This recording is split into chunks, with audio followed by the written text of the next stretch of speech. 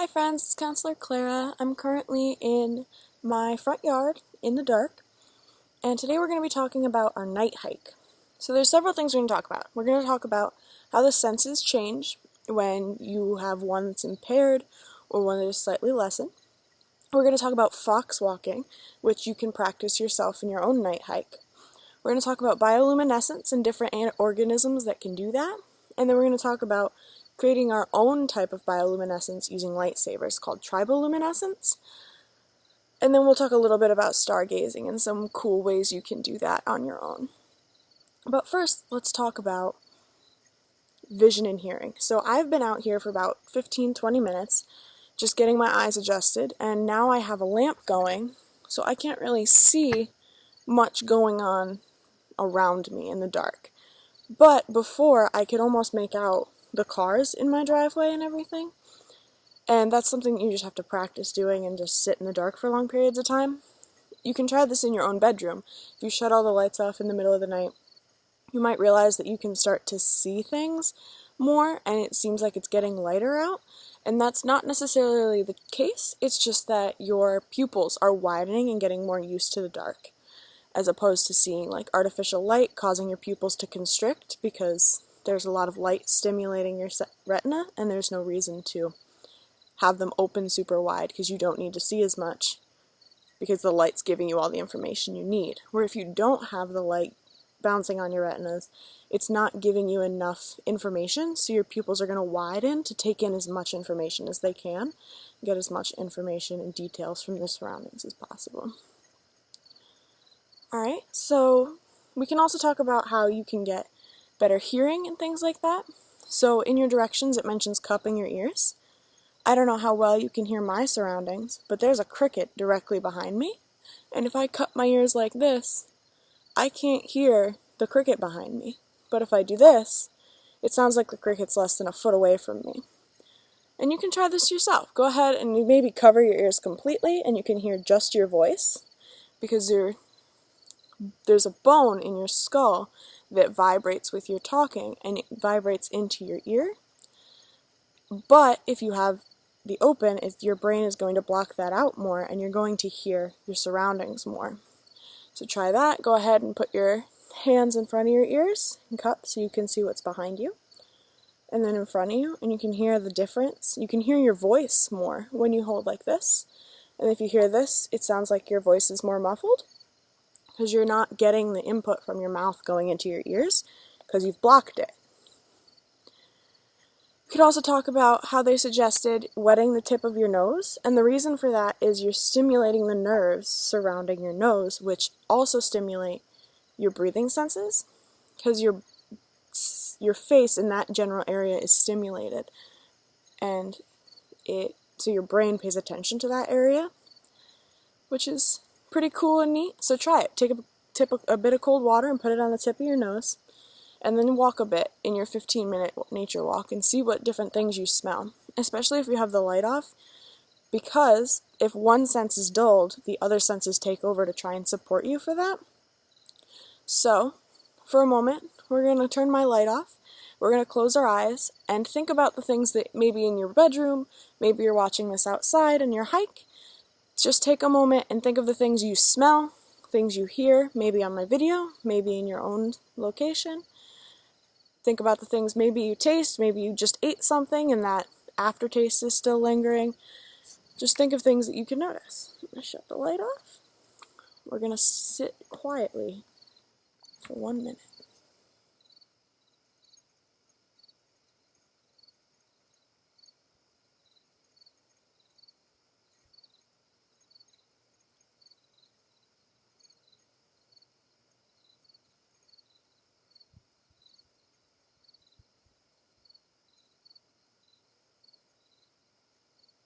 Okay, turn the light back on. It's about 20 seconds. And just in those 20 seconds, I could hear there are 2 crickets off to my right, probably about 10 feet from where I'm standing. And then there's more of a gentle din of several crickets coming from the woods that are off to this side of me. Alright, let's talk a little bit about fox walking. So Most of us, if you take a step, you might start from the front of your foot or from the heel of your foot. Everyone walks a little differently, but generally we walk in a flat motion. Where fox walking, the goal is to start from the outside of your foot and gently place down onto the middle of your foot. Now, I can't really represent this super well because it's dark, but I can use my hand to do my best. But as you're going, if there's like a sharp rock and you feel it, don't put your foot all the way down because it's going to cause you to limp. You're going to put your foot down and feel that. You can readjust your foot and place it gently down so that you don't hit the sharp stone, and you can continue walking quietly as possible and without as much difficulty, especially in the dark. Try and notice the things you might feel on your feet. If you're walking around barefoot, which I don't suggest, you should always wear closed-toed shoes, but if you're in your house maybe and you're walking around barefoot, what does your carpet feel like on your feet, or your hardwood floors, or whatever flooring you have? Try different types of flooring. If you have concrete in your basement or something, try putting your foot on that compared to the hardwood of your floor. You know, just try different surfaces and things like that in your house where you're safe. Wear closed-toed shoes when you're outside. We're also going to talk about bioluminescence. So there are two organisms we're going to talk about. There's fireflies, and there is the special fungus, which I don't remember the name of, which is fine, that create light. So unfortunately, I don't know if you can see behind me, there are no fireflies.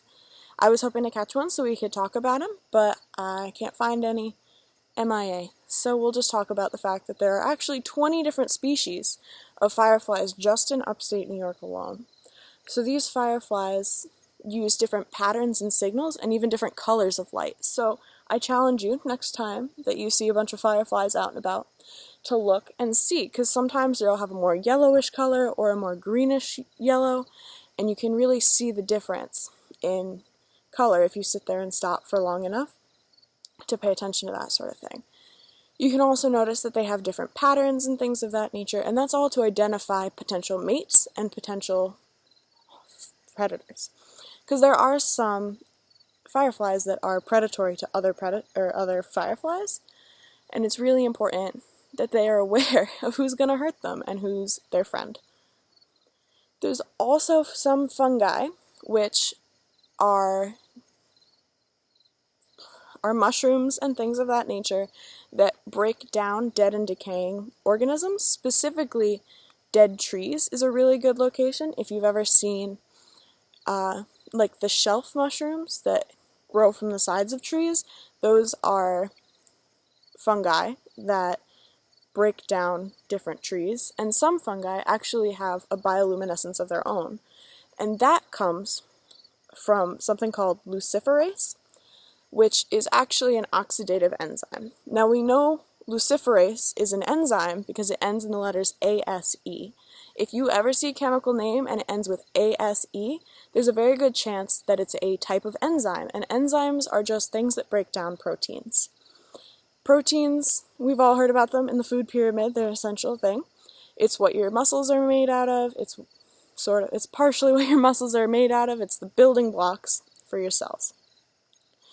And these fungi have to break down those proteins in order to get food and benefit from them to make their own proteins and create their own cells.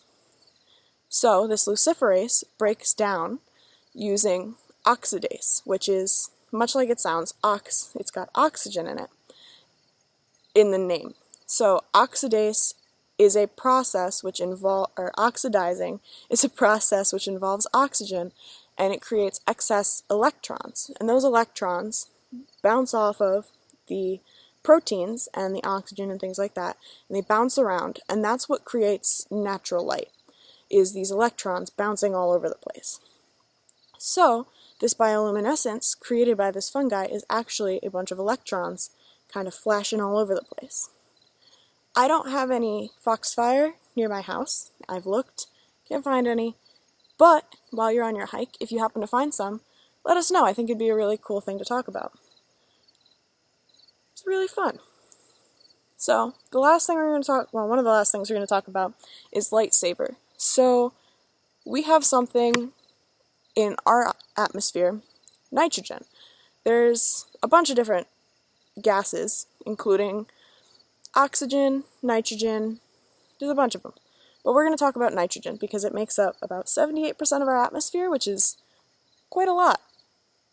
And that nitrogen reacts with electrons really well to create light. And so when you chew any hard candy, really, because of the crystalline structure of sugar, it creates something called triboluminescence, which is similar to bioluminescence. Bio meaning life, luminescence meaning light. So bioluminescence is light created by living things. And then there's triboluminescence, and tribo is related to the crystalline structure, but the luminescence is the light.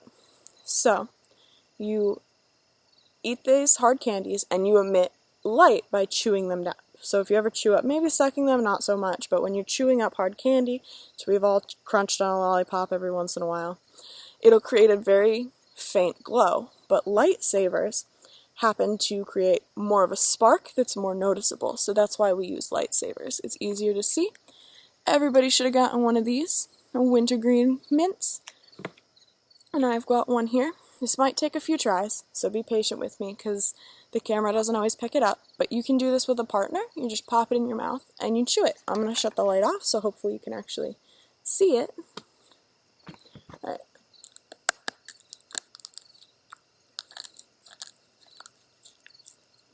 That didn't work. We'll have to try again. And you might take a few tries to see it, because they are just little teeny tiny sparks. You see that? There you go. See that light right here? That is from the candy. Look at that. Alright. So what I found is easiest,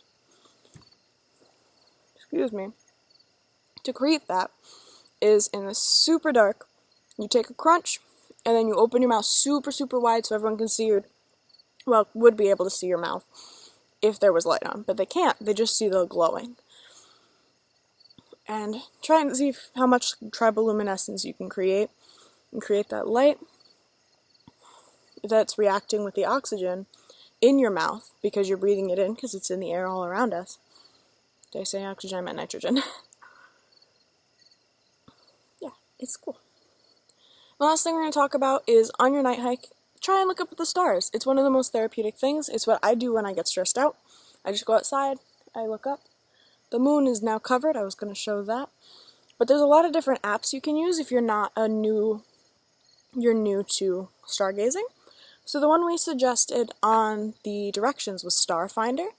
I'm going to show you Starview Lite, which is a free app that shows you calendars. So I've got, here we go, Starview Lite. It's purple. It looks like that. You open it up, sky view, and you point, oh, I have an update. Neat. Okay. So you can use the camera. If my screen stops, you can use the camera and it'll show you where things are. Like we see, forgive me. Alright, ooh, you see that? The fish, which we can tap on it, and it'll tell us it's Pisces, which is the Latin word for fish. Now, I really like this app because A, it's free, and B, it gives you a little background. If there's a lore behind it, you can tap on it for more information and give you things. It's the one we actually use at camp when we go astronomy, or stargazing with astronomy. So, you can also use Starfinder, also a cool one. Yeah, that is going to be our night hike for tonight. I'm going to go take a walk and see what I can find. Remember, while you're hiking, see what things you can feel. Maybe it's wet out, maybe it's like drizzling a little and you can feel the water on your skin because it's dark and you're going to be more aware of that. Maybe you smell some decaying wood that might create some foxfire. You do your best, see what you can find. Listen for crickets, see if you can feel anything. Maybe sit down for a minute and feel the grass in a safe place. As always, it's really important to map out where you're going beforehand. I was really lucky in the fact that I was able to do this right in my own front yard. so I know what's around my house. And I did map out exactly where I wanted to walk to in the morning so that I knew where I was going.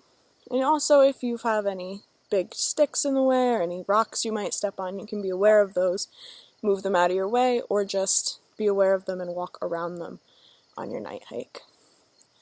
So I hope you all enjoy it. I hope you all find your Triboluminescence, do some research, and if you have any questions, feel free to reach out to us. Have a wonderful night, guys. Enjoy your hike.